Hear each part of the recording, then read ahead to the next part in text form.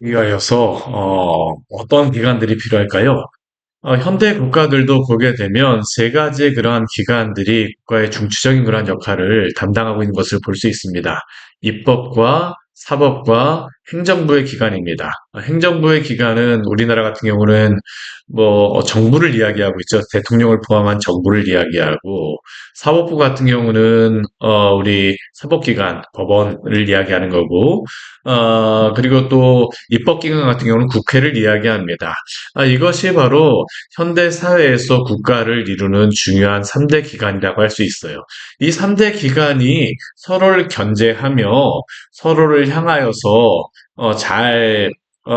각자의 역할을 하게 될 때 나라가 부강하게 됩니다.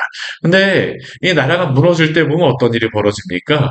이 3대 기관의 그러한 역할들이 중첩이 되거나 한쪽으로 힘이 기울어지게 되면 그 나라는 혼란스럽게 되는 것을 볼 수 있습니다. 오늘 어쩌면 우리나라의 모습이 바로 이러한 그 모습이라고 할 수 있는 것 같아요. 여나 야나 어떠한 그러한 쪽이 힘을 갖게 되면 입법이나 사법기관들을 함부로 하고자 하는 그러한 욕심들을 부리는데, 사실 오늘 한국에서 벌어지는 일들입니다. 근데 이러한 그 3대 기관들이 사실 어디로부터 나온지 아십니까? 성경으로부터 나왔습니다. 성경에서 예수님을 그리스도라고 이야기하는데, 예수님의 그리스도라고 하는 것은 제사장, 선지자, 왕의 역할인데, 왕이 바로 행정부로서의 역할이고 선지자는 바로 입법부로서의 그러한 역할입니다. 하나님의 말씀을 받아서 법을 세우는 것이고, 또한 사법부의 역할은 제사장들이 그 일을 가지고 실질적으로 행하는 것이라고 할 수 있겠죠. 우두머리들 그런 역할을 한다라고 할 수 있는데, 오늘 말씀을 보게 되면 이스라엘의 이 3대 기관들, 이 역할들을 해야 되는 그러한 사람들이 올바로 서지 않음으로 말미암아 나라가 흔들리는 것을 볼 수 있어요. 참 안타까운 그러한 현상들을 보게 됩니다. 왜 북이스라엘이 멸망하고 왜 남유다가 멸망하였느냐? 그 역할들을 제대로 하지 못하였기 때문입니다. 왕이 왕으로서의 역할을 하지 못하고, 제사장이 제사장으로서의 역할을 하지 못하고, 선지자가 선지자로서의 역할을 하지 못한 것이죠. 오늘 말씀 보게 되면 그게 고스란히 드러납니다. 오늘 1절 말씀에 보게 되면 이렇게 시작하고 있어요. 내가 또 이르노니 야곱의 우두머리들과 이스라엘의 족속의 통치자들아 들으라. 정의를 하는 것이 너희의 본분이 아니냐. 우리 여기에 보게 되면 우두머리라고 되어 있는데요. 이 우두머리라고 하는 뜻이, 우두머리라고 하는 단어가 원어적으로 롯이라는 의미입니다. 이 단어의 의미가 뭐냐면 머리입니다. 머리. 우리 보통 성경에서 보게 되면 우두머리 하게 되면 그냥 머리입니다. 지도자들도 머리라고 하는 단어를 많이 써요. 왜냐하면 머리에 있는 사람, 머리가 바로 온몸을 다스리는 것과 같은 역할을 하기 때문에, 히브리어에서는 머리라고 하는 단어를 통하여서 통치자, 지도자라는 그러한 역할들을 단어로서 사용하게 되어집니다. 오늘 보게 되면요, 그런데 하나님께서 미가 선지자를 통해서 무엇을 말씀하시냐면, 먼저 야곱의 우두머리들과 이스라엘 통치자 족속들, 이들이 무엇을 하라고 말씀하시냐면 정의를 아는 것이 너의 본분이 아니냐라고 하나님이 질문하세요. 왜 이들에게 이 질문을 하십니까? 이 우두머리라고 하는 사람들은 특히 어떤 일들을 행하였었냐면, 어, 정의를 시행하는 일들을 하였습니다. 이 정의를 한다라고 하는 것은 재판을 하는 것입니다. 이 우두머리들 같은 경우는 집안의 족장들이라던가 그런 장로들을 이야기하는 겁니다. 이스라엘 통치자들 같은 경우는 행정부의 그러한 역할들을 하는 왕이 파견한 그런 관리들 같은 경우를 이야기한다고 할 수 있겠죠. 이들이 바로 성문 앞에 앉아서 이 올바른 그러한 정의를 하고 재판을 해야 되는데, 이들이 정의를 알지 못합니다. 사실 이들이 정의를 몰랐을까요? 아닙니다. 정의는 분명히 있습니다. 하나님 말씀이 바로 이스라엘 백성들에게는 그들이 지켜야 될 법이요, 기준이었습니다. 근데 문제는 무엇일까요? 이들이 하나님의 말씀이 분명히 있음에도 불구하고 그 정의를 시행하는 일들을, 그 본분을 행하지 아니하였습니다. 그들의 죄에 대해서 하나님이 2절 말씀을 가지고 분명히 이렇게 말씀하시죠. 너희가 선을 미워하고 악을 기뻐하며. 재판을 하는 사람들은 무엇을 해야 됩니까? 선을 기뻐하고 악을 미워해야 됩니다. 명명백백하게 올바로 판단하는 게 바로 이 우두머리들과 통치자들의 역할이었죠. 이게 무너지면 어떻게 될까요? 사회가 다 무너지게 되어집니다. 근데 이들을 보십시오. 이들의 마음이 선을 미워하고 악을 기뻐합니다. 여기 기뻐하다라고 하는 단어는 어떠한 단어냐면 이게 단순히 기뻐하다라는 단어가 아닙니다. 여기에는 특별하게 어떤 단어를 썼냐면 사랑하다라는 단어를 썼습니다. 이 아하브라고 하는 단어인데 이스라엘에서 가장 유명한 그러한 화장품 메이커가 바로 이 아하브거든요. 사랑하다. 근데 이 이스라엘 이 재판관들 어떻습니까? 통치자들 어떻습니까? 선을 미워하고 악을 사랑합니다. 재판이 제대로 될까요? 되어지진 않습니다. 우리 뒤에 보게 되면 뇌물을 받는다라고 이야기를 하는데 자신에게 뇌물을 주거나 자신에게 이익이 되거나 아니면 자신하고 친하다고 하거나 부자면 부자여서 편을 들어주고 가난하고 불쌍하면 불쌍하다라고 해서 그냥 편을 들어주고 근데 이들에게 필요한 것이 그것일까요? 아닙니다. 이들은 하나님의 말씀에 따라서 정의를 행해야 됩니다. 이것이 바로 그들의 본분이죠. 근데 이들이 이것을 못하게 되니까 사회에서 어떤 문제가 발생합니까? 우리 2절과 3절 말씀을 보게 되면 그 모습이 나오는데 내 백성이 가죽을 벗기고 뼈의 살을 뜯어내고 그 살을 먹으며 그 가죽을 벗겨서 그 냄비와 솥 가운데 고기처럼 한다라고 이야기를 합니다. 실제로 그렇지 않습니까? 억울한 자들이 재판장에 가서 그 재판을 받아서 그 억울함을 풀어야 되는데 그 억울함이 풀리지 않아요. 결국 그렇게 되면 어떤 일이 발생할까요? 집안이 무너지죠. 개인이 무너집니다. 그냥 다 모든 인생의 송두리째 사라져버립니다. 이 재판관들이 그 사람들을 먹어버리는 것과 같다는 겁니다. 그 삶이 다 없어지게 되죠. 그럼 하나님이 이들을 그냥 가만히 내버려 두실까요? 아닙니다. 하나님이 이들에게 경고하시는 말씀이 있어요. 오늘 4절의 말씀입니다. 같이 한번 읽어보겠습니다. 그때 그들이 여호와께 부르짖을지라도 응답하지 아니하시고 그들의 행위가 약했던 만큼 그들 앞에 얼굴을 가리시리라. 이들이 백성이 와서 부르짖을 때에 응답하지 아니었던 것 같이 하나님도 응답하지 아니하시고 그들의 행위가 악하여서 그 얼굴을 그 불쌍한 사람들에게 돌리지 않았던 것 같이 억울한 사람들에게 돌리지 않은 것 같이 하나님께서 이들이 아무리 부르짖고 그들이 그 하나님 앞에 간구한다 할지라도 그들이 고난을 당할 때 하나님이 그 얼굴을 가려버리시겠다는 겁니다. 그들이 행하였던 것 같이 하나님이 그들에게 행하시겠다는 것이죠. 하나님이 이 말씀을 왜 주실까요? 올바로 정의를 시행하라는 겁니다. 만약 너희가 그렇지 않게 되면 하나님이 그렇게 하시겠다라고 경고하시는 것입니다. 그런데 이들이 재판관들이 잘못하게 되면 이들을 견제할 사람들이 있습니다. 누구입니까? 선지자들입니다. 우리가 그 구약 성경 말씀해 보게 되면요. 훌륭한 그러한 왕 옆에는 항상 누가 있었냐면 훌륭한 선지자들이 있었습니다. 훌륭한 선지자들이라고 하는 하나님의 말씀을 올바르게 전하는 선지자들이었죠. 그래서 사울과 같은 그러한 왕 옆에는 누가 있었습니까? 사무엘이 있었어요. 비록 사울이 잘못되긴 하였었지만 그러나 사무엘이 끝까지 옆에서 하나님의 말씀을 가지고 그를 책망하였던 일들이 있게 되죠. 다윗도 그렇습니다. 다윗의 옆에는 누가 있었을까요? 처음에는 사무엘이 있었고 이후에는 나단이나 각하 같은 그러한 선지자가 있었습니다. 왕들이 그 선지자들의 말을 듣게 되면 나라가 잘 되는 겁니다. 사울이 왜 실패했을까요? 선지자 사무엘의 말을 듣지 않았기 때문입니다. 왜 다윗이 하나님 앞에 사랑받는 그러한 왕으로서 그가 성경에 기록될 수가 있습니까? 선지자들의 말을 들었기 때문이죠. 나단이라고 하는 선지자가 다윗이 밧세바를 범하였을 때 그 어린 양을 잡아먹은 사람이 바로 당신이라고 했을 때 다윗은 어떻게 합니까? 하나님 앞에 회개하며 나아가죠. 이스라엘도 그렇습니다. 이 통치자들이 잘못되게 되면 누가 이야기해 줘야 되냐면 선지자가 이야기해 됩니다. 근데 선지자가 어떻게 할까요? 그 역할을 제대로 하지 못하는 겁니다. 오늘 5절 말씀 보게 되면 이 시대의 선지자들의 죄악이 무엇인가 우리에게 이렇게 말씀합니다. 같이 한번 읽겠습니다. 내 백성을 유혹하는 선지자들은 이에 물것이 있으면 평강을 외치나 그 입에 무엇을 채워주지 아니하는 자에게는 전쟁을 준비하는도다. 여기서 전쟁을 준비한다는 그러한 의미가 어떠한 의미일까요? 이 성경에 보게 되면 전쟁을 준비한다라고 했을 때에 이 준비한다라고 하는 단어가 이게 거룩하다라는 단어입니다. 카도시라고 거룩이라고 하는 그러한 단어인데 이게 그 전쟁과 거룩이 사실은 이게 좀 잘 안 맞잖아요. 그런데 때때로 카도시라고 하는 이 거룩하다라고 하는 단어를 사용을 합니다. 왜 이 단어를 사용하냐면 이스라엘 백성이 하는 그러한 전쟁은 하나님이 명령하신 거룩한 성전의 의미가 있기 때문이죠. 그래서 그들이 전쟁을 한다는 의미가, 전쟁을 준비한다는 의미가 하나님의 그 거룩한 전쟁을 수행한다는 의미입니다. 근데 문제는 무엇입니까? 이 선지자들이 자신의 입에 무엇인가를 주는 사람들에게는, 이익을 주는 사람들에게는 평강하다 외치지만 자신에게 어떤 이익이 없는 그러한 사람들 향해서 어떻습니까? 하나님의 성전을 치르는 것과 같이 저주의 그런 말을 한다는 것이죠. 근데 문제는 무엇일까요?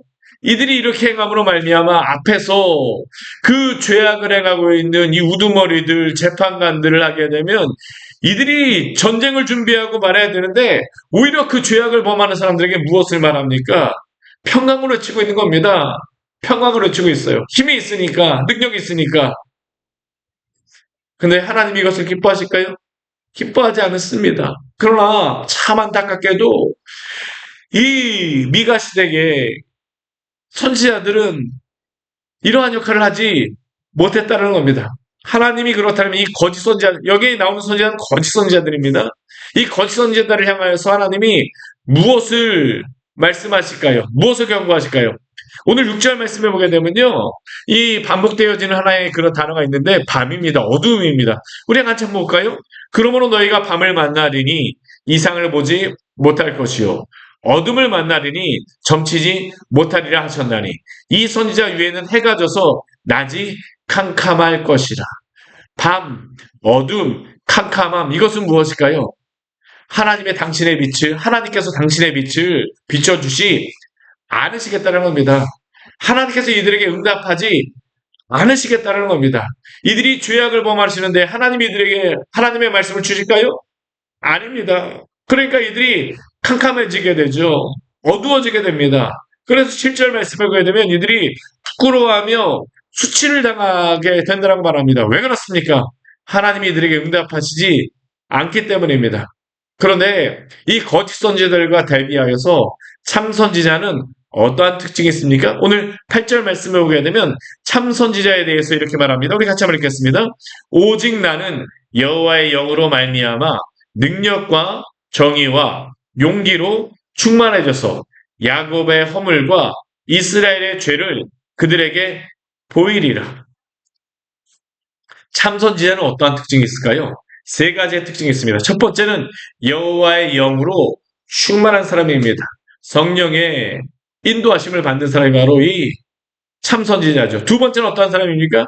그 참선지자가 여호와의 영으로 충만하심으로 말미암아 능력과 정의와 용기를 가지고 충만한 역할들을 감당하는 겁니다. 우리가 그 주일 예배에서 예수님께서 제자들을 보내실 때에 권능을 주시잖아요. 그렇죠? 선지자들에게는 이러한 능력과 정의와 용기가 충만한 것입니다. 그런데 우리가 여기까지만 보게 되면 참 선지자는 성령이 충만하고 능력, 정의, 용기가 충만하여서 이 은사, 병도 고치고 여러 가지 이적을 많이 행했다. 물론 그러한 이적들을 행하긴 합니다. 근데 더 중요한 것은 무엇일까요? 이적을 여기에서 말씀하지 않습니다. 이들에게 정말로 필요한 참선자의 역할이 무엇입니까? 8절 뒤에 말씀을 보면 이렇게 말하죠. 야곱의 허물과 이스라엘의 죄를 그들에게 보이리라. 예수님께서도 그렇고 제자들에게도 그렇습니다. 그들이 이적을 행하였던 이유는 무엇입니까? 예수님께서 이적을 행하셨던 이유는 무엇일까요? 하나님의 말씀을 듣고 회개하고 돌아오게 하시기 위함입니다. 믿음을 주시기 위함이었죠. 오늘 참선지자의 역할도 그렇습니다. 오직 나는 미가 선지자입니다. 그렇죠?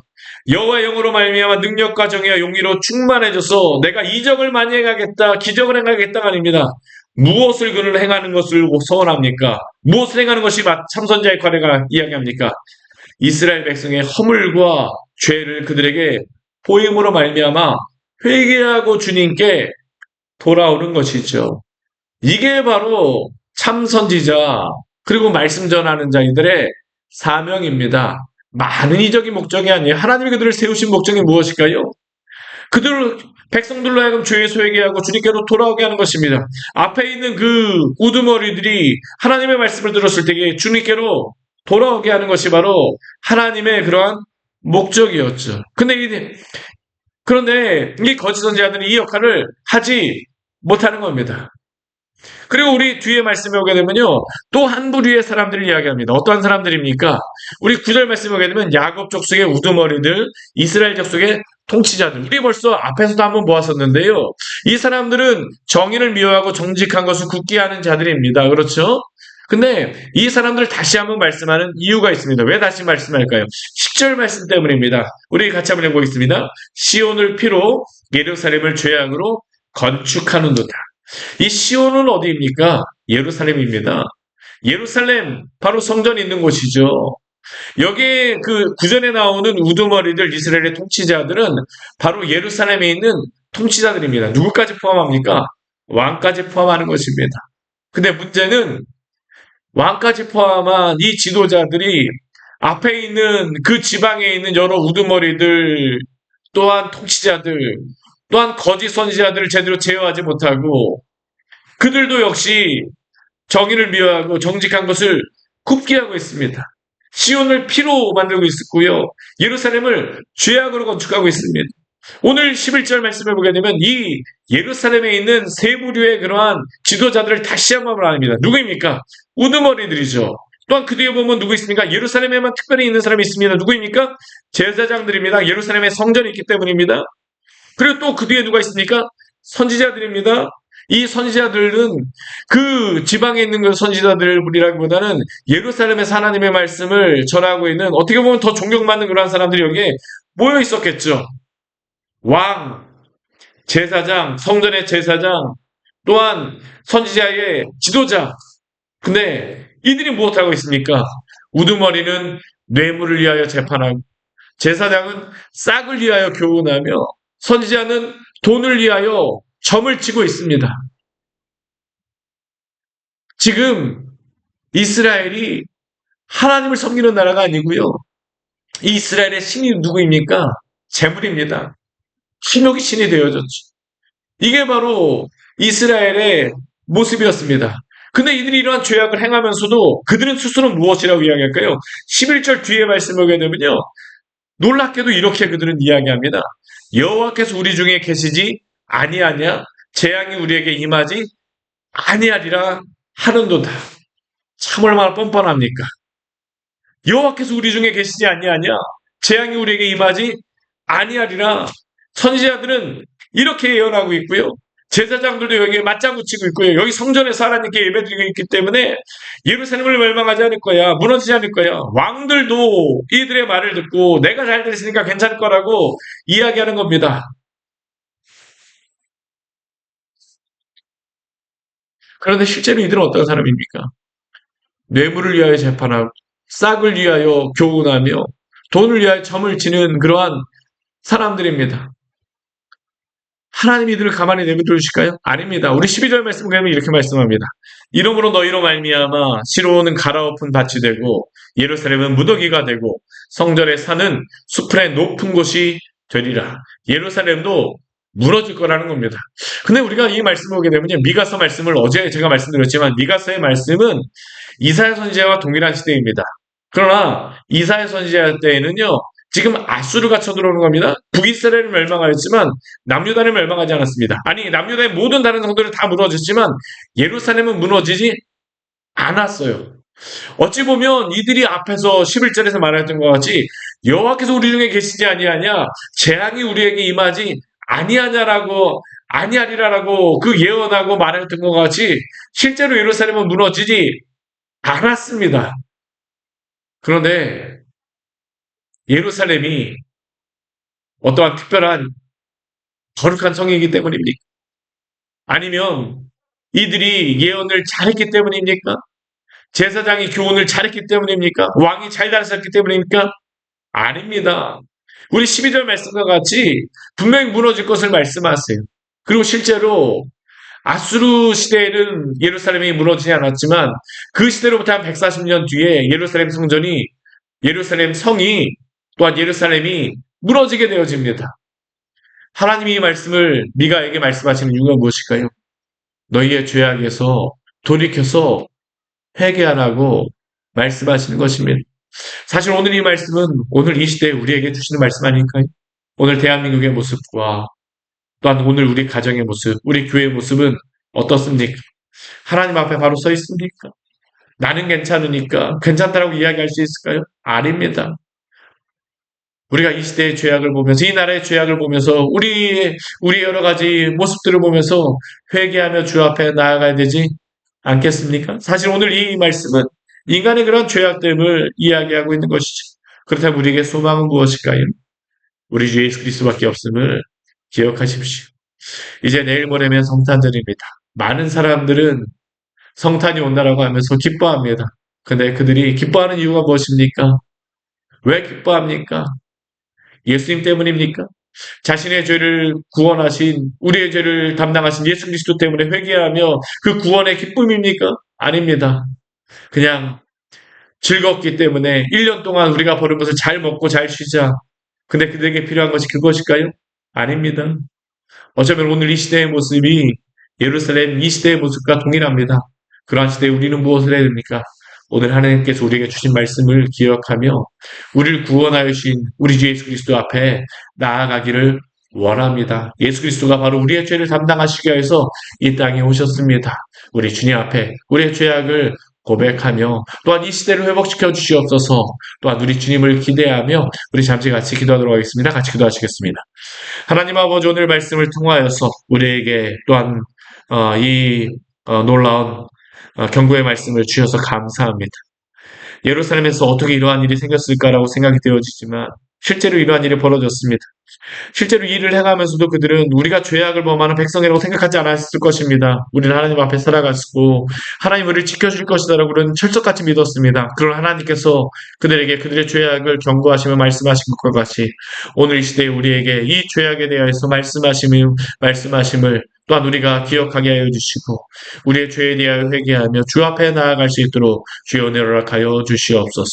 특별히 대한민국을 불쌍히 여겨주십시오. 한국의 교회들이 잠들어 있지 말게 하여 주시고 정말로 깨어 주 앞에 하나님 회개하게 하여 주시고 우리들도 하나님 아버지 주 앞에 우리의 죄악을 회개하며 바로 이 민족의 죄악이 또한 나의 죄악이 주님 앞에 하나님 아버지 너무나도 큰 죄악임을 알아 회개하며 주 앞에 나아가는 귀한 이 시간 될 수 있도록 주여 도우시고 인도하여 주시옵소서. 우리를 구원하여 주시기 위해서 이 땅에 오신 주님을 또한 기대하며 주 안에서 이러한 모든 일들이 있기로 나오니 주여 당신께서 역사하여 주시옵소서. 예수님 이름으로 기도드립니다. 아멘. 오늘 말씀 같이 기억하시면서 기도하며 나가